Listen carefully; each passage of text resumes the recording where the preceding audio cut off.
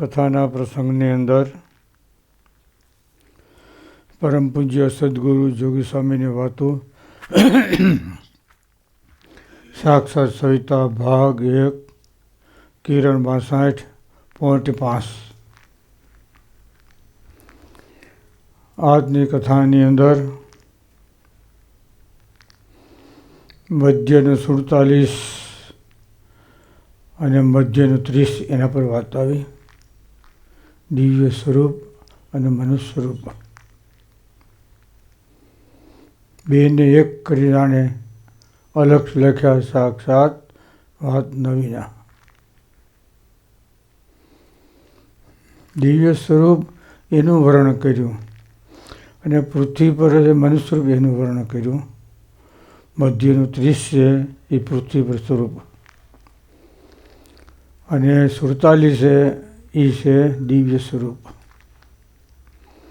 મહારાજ કે સાધુ ભેગો રહેતો હોય, ખાધા પીતાની લાલચે માન મોટા એમની, તો સાધુ ન જાણવો અને કૂતરા લબાડ જેવો જાણવો.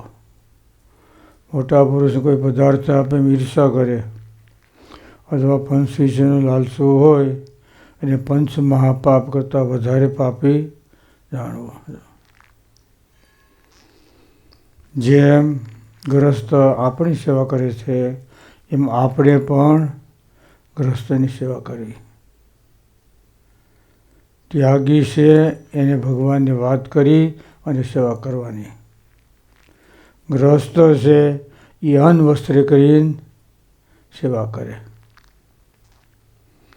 એકબીજાનો મહિમા સમજવાની સોબત રાખવી, એકબીજાનો મહિમા સમજવાનો હતો. આ મધ્યનું 47માં જો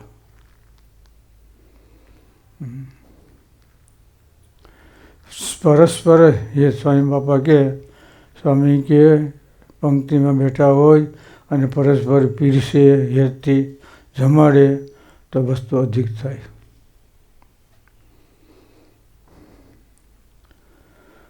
સ્વામી કહેતા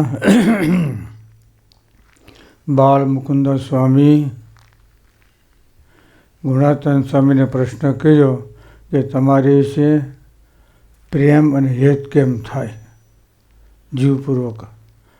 ગુણાતન સ્વામી કે તમે ભાવથી સેવા કરો, ભાવથી પાણી પાવ, રસોઈ કરો, એની દાળ હોય એ તમે ઠારીને આપો, એનો રોટલો છે એ આપો. એમ પરસ્પર જમાડવા પ્રેમથી એ ભક્તિ રસ કહેવાય.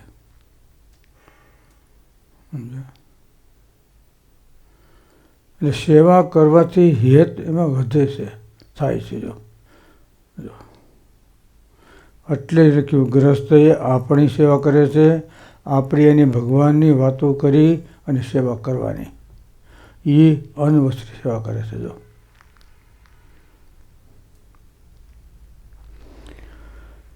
દિવ્ય અને મનુષ્ય સ્વરૂપ એનો બે ભેગ દેખાડે. જો અલખ લખ્યા સાક્ષાત એ વાત નવીના. દિવ્ય સ્વરૂપ છે એ મનુષ્ય સ્વરૂપ છે, મનુષ્ય સ્વરૂપ છે એ દિવ્ય સ્વરૂપ છે.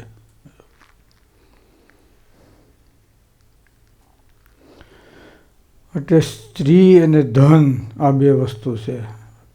પ્રકૃતિ પુરુષ કી પર શુદ્ધ ચૈતન્ય બ્રહ્મ એને સત્ય માને, પોતાનું સ્વરૂપ માને, એ રૂપે થાય અને પછી પરબ્રહ્મની ભક્તિ કરે તો એને સ્ત્રી અને ધન બંધન કરે નહીં. બીજું સ્વામીએ વાત કરી. સ્વામી કે આ સ્થાનમાં રહે તો સ્ત્રી અને ધન બંધન ન કરે. તીર્થાન આશીર્વાદ મા બાપના, ગુરુના, ભગવાનના, વડીલના જો આશીર્વાદ મેળવ્યા હોય ને તો એની પોતાની જે પગથિયે ઊભો છે ત્યાંથી પીછેહટ ન કરે. આ સ્થાન એટલે આ સમજાણું આશીર્વાદ રૂપી. જો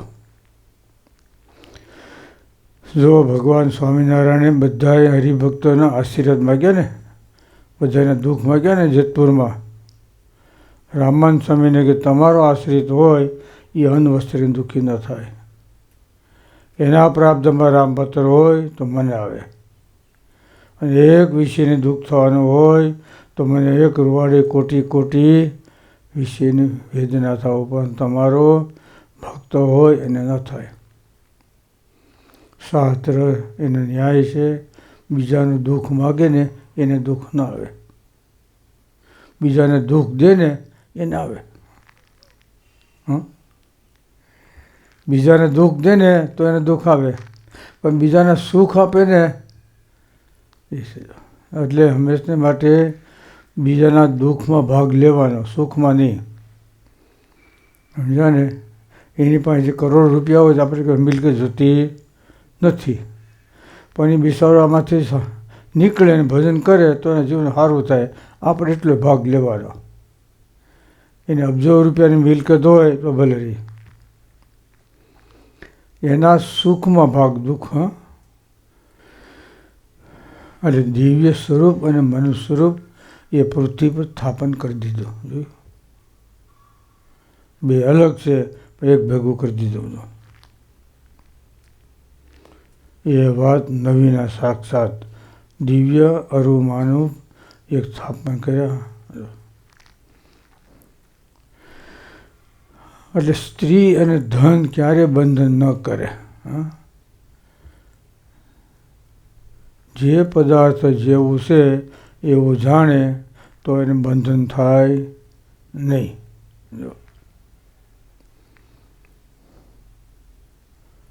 તો બંધન ન થાય. જે પદાર્થ જેવું જાણવું એનું નામ કહેવાય જ્ઞાન. ભગવાન સિવાય બીજા કોઈ પદાર્થમાં પ્રીતિ નહીં, એને કહેવાય વૈરાગ્ય. ભગવાન સિવાય બીજા કોઈ પદાર્થમાં પ્રીતિ નહીં. આમાં આવ્યું ને ધર્મ, જીવ, ઈશ્વર, માયા, બ્રહ્મ, પરબ્રહ્મ. જો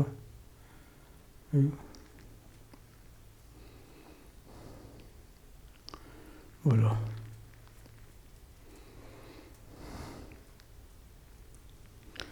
એટલે બ્રહ્મ થઈ પર બ્રહ્મને ગાવે.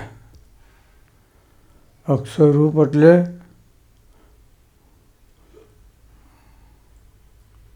સર્વથકી પર, જેને કોઈ દેશકાળ ન લાગે એ અક્ષર કહેવાય. અક્ષર અક્ષરથી નક્ષર. 72માં લખ્યું પ્રથમના, જેને દેશકાળ ન લાગે એ અક્ષર કહેવાય. કોઈ પ્રકારનો તો લાખો ને કરોડો રૂપિયા નુકસાન થાય તો એનો તો એની સ્થિતિમાં હોય,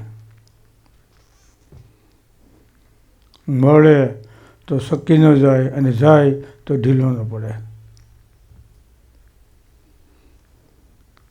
એ એની સ્થિતિમાં સમજણમાં હોય, સમજાય? એને બીજું કાંઈ ન હોય, એની સ્થિતિમાં હોય. એટલે મધ્યનું 30 ઉપર ગુણાતાન સ્વામીએ 5 નંબર એમાં લખ્યું. પ્રથમનું 23મું, મધ્યનું 30-45, અમદાવાદનું બીજું અને ત્રીજું, એ પૈકી મધ્યનું 30મું. સ્વભાવથી પર કોણ છે એને જાણે, પછી એને પોતાનું સ્વરૂપ માને, પછી પોતે સ્વભાવથી પર થાય. પહેલાં દેખવું, પછી એને યથાર્થ જાણવું અને પછી સ્થિતિ પ્રાપ્ત કરવાની.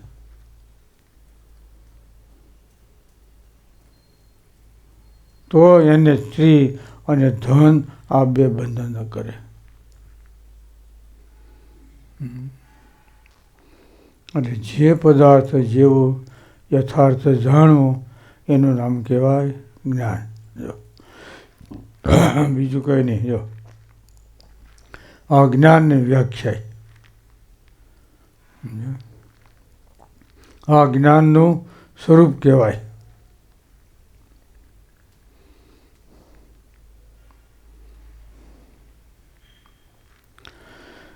એટલે સ્વભાવથી પર કોણ છે જાણવું જોઈએ, અને આપણે એ રૂપ થવાનું છે. અને આપણે સ્થિતિ પ્રાપ્ત કરવાની. બોલો.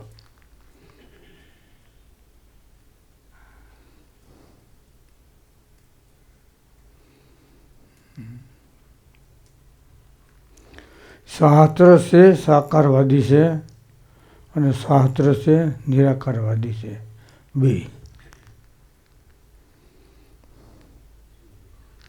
પણ ગુરુ થકી સમજે તો એ વસ્તુ સાકારવાદી થઈ જાય, પોતાની મેળે સમજે તો એમાંથી નિરાકારવાદીમાં વયો જાય. શા માટે? પોતાના સ્વભાવ પ્રમાણે એનો ઉત્તર કરે, પોતાની સમજણ પ્રમાણે એનો ઉત્તર કરે, બીજું કંઈ નહીં. પોતાની સમજણ હોય ને એ પણ ઉત્તર કરે, પોતાના અંગમાં મળતો આવે એ પ્રમાણે.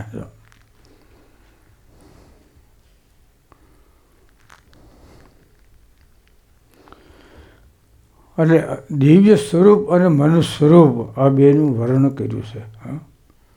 બહુ સરસ મજાની વાત આવી, બહુ સરસ. બહુ સરસ વાત આવી.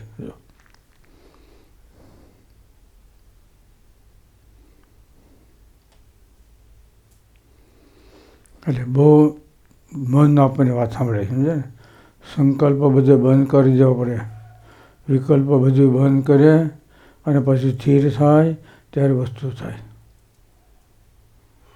થાય ખરું,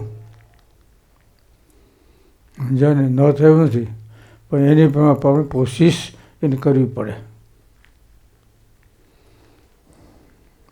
સમજ્યા ને. એ પણ કરવું પડે. જો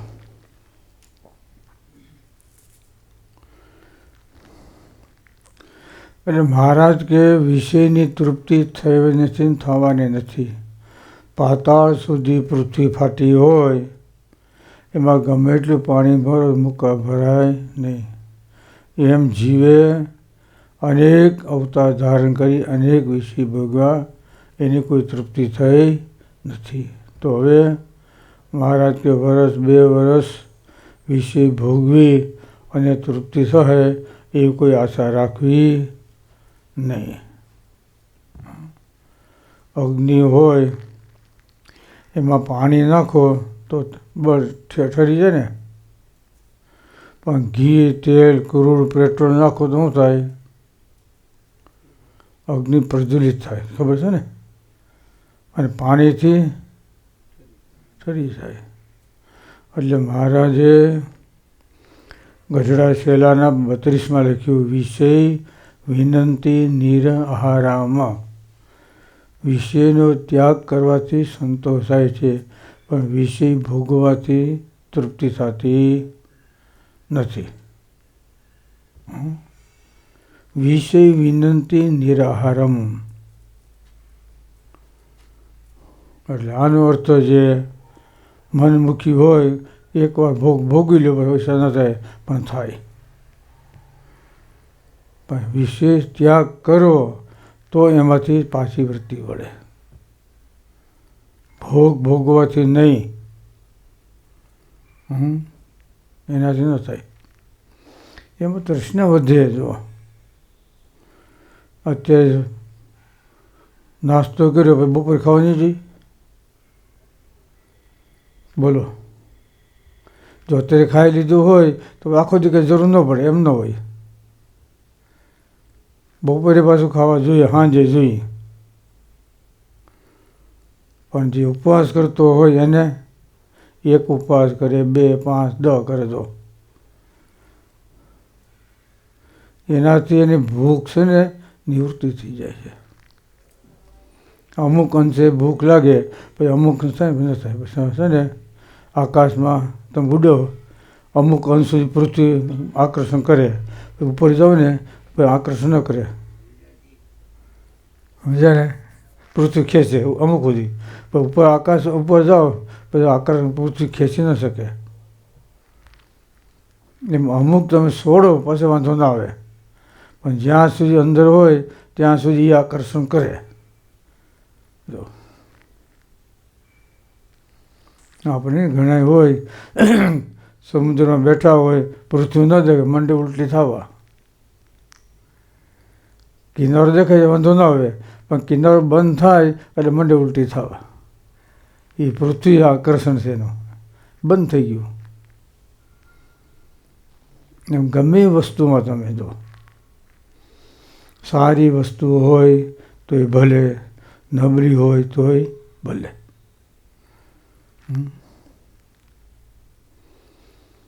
એટલે આજની કથાની અંદર આપણે લેવાનું છે.